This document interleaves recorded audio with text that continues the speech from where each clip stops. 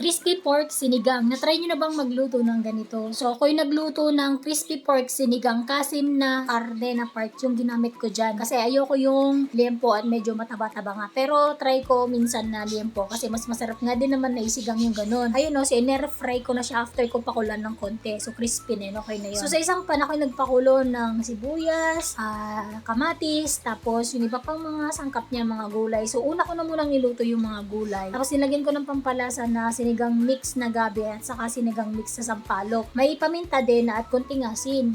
Tapos kailangan nang pakuluin yan, lutuin muna yung mga gulay niya at mga sangkap.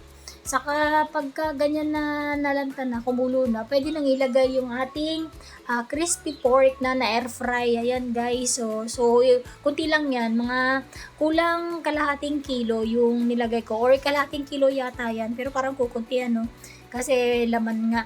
So, ayan guys, pagka nailagay na, kunting pakulo na lang ay hanguin na yan kasi luto na rin yung pork. So, halo-halo lang. Kailangan lang masipsip ng konti nung karneng pork, yung konting sabaw or yung sabaw ng sinigang para manuot yung sangkap or sarap dun sa karne. Ayan guys.